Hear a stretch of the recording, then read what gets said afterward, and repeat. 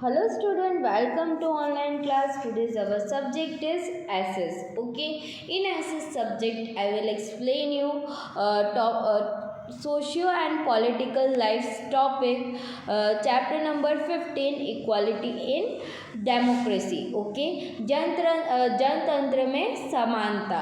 Okay, so let's start our today's class.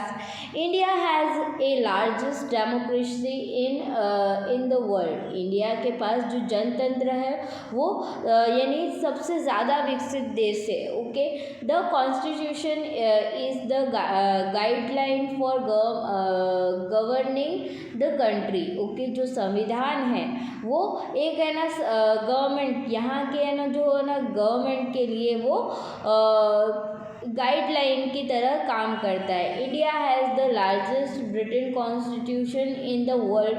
India का जो संविधान है सबसे बड़ा दुनिया का सबसे है ना बड़ा है ना लिखित संविधान है. Okay, constitution has been drafted to governor the nation smoothly. यानी ये है ना ये संविधान जो है वो गवर्नमेंट को सरकार को हेल्प करता है देश को स्मूथली चलाने के लिए.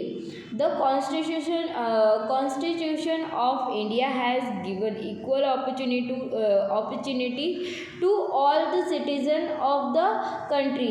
यानी जो है ना संविधान है संविधान में इंडिया के जो सारे देश है सारे है ना जो सिटीजन्स है जो लोग हैं उनको समान अधिकार दिया गया है. सबको समान अधिकार दिया गया है. Equality means all are equal and respectable. Equality का मतलब क्या होता है? सब समान है और सबकी रिस्पेक्ट करनी चाहिए, सबको रिस्पेक्ट देना चाहिए. Okay, and equal right for all means equality before the law and equal protection of the law. और इक्वल राइट का मतलब क्या है कि सभी यानी सब है ना जो लॉ के है ना नज़र में जो बाहरी लॉ के नज़र में सब समान है और सबको इक्वल प्रोटेक्शन मिलना चाहिए. Okay, equality on the basic of law. यानी जो लॉ है उसके है ना लॉ है उसके उसमें क्या होनी चाहिए? समानता होनी चाहिए. अब कौन कौन से है ना बेसिस पे समानता होनी चाहिए? Equality among individual and different religions. यानी जो है ना इंडिविजुअल या फिर है ना जो डिफरेंट रिलीजियंस अलग अलग जाति के जो लोग हैं उसमें समानता होनी चाहिए. Equality in personal development. जो है ना पर्सन है उसके पर्सनल डेवलपमेंट में यानी उसके विकास के लिए भी इक्वालिटी होनी चाहिए. जैसे कि है ना होता है जैसे कि रिच और पुअर जैसे होता है तो उसमें है ना डिफरेंसेस नहीं होनी चाहिए, उसमें समानता होनी चाहिए. इक्वालिटी बेस्ड ऑन लैंग्वेज और डायलेक्ट. यानी जो अलग अलग भाषाएं होती है उसमें भी है ना सबको समान है ना रिस्पेक्ट मिलना चाहिए. Equality based on gender. जैसे कि मैन है वुमेन है तो है ना बहुत जगह ऐसा है कि मैन और वुमेन में क्या डिफरेंसेस है ना बनाए रखते हैं तो वो जेंडर में है ना इक्वालिटी होनी चाहिए. Equality in getting education. जैसे कि है ना कोई भी है ना बच्चे हैं तो उनको यानी एजुकेशन मिलना ही चाहिए. हर एक को पढ़ने का अधिकार है, उसमें इक्वालिटी होनी ही चाहिए. Equality in expression of thoughts. और है ना जो अलग अलग है ना थॉट्स है सब है ना अपने जो थॉट्स है उसको है ना सबके सामने रखे, उसमें भी इक्वालिटी होनी चाहिए. जैसे कि हम कोई काम कर रहे हैं तो है ना हम अलग अलग लोगों से क्या राय मांगते हैं तो वो क्या है एक इक्वालिटिज्म है. Okay, it is very important to given equal opportunity and to have holistic development of all citizen. यानी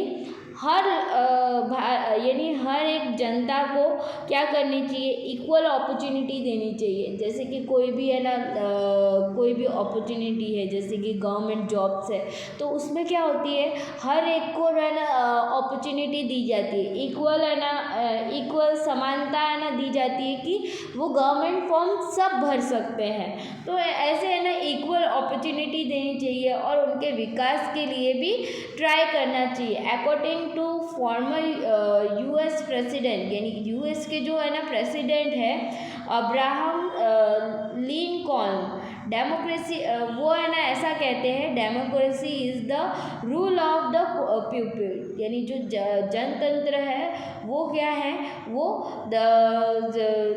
देश के लोगों के ऊपर एक है ना रूल है, एक है ना नियम है, by the people and for the people, यानी लोगों के लिए और लोगों के द्वारा। यानी क्या होना चाहिए, लोगों के लिए ऐसा यानी डेमोक्रेसी होना चाहिए, ऐसी विकास होनी चाहिए जो लोगों के लिए हो और लोगों के द्वारा हो। Okay, democracy is the system of governance which is formed by the vote of the people and governed by elect representative.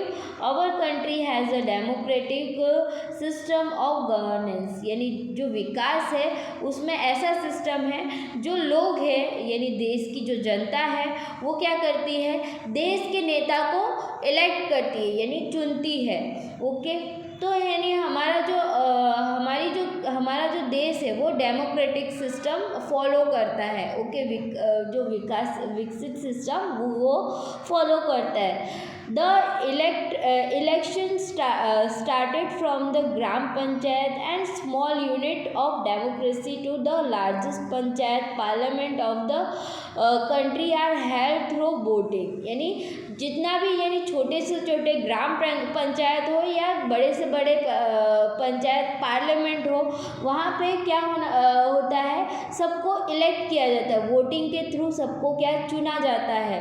Okay, the constitution of India give the right to vote to every citizen of the country above the age of 18 और 18 year without any discrimination.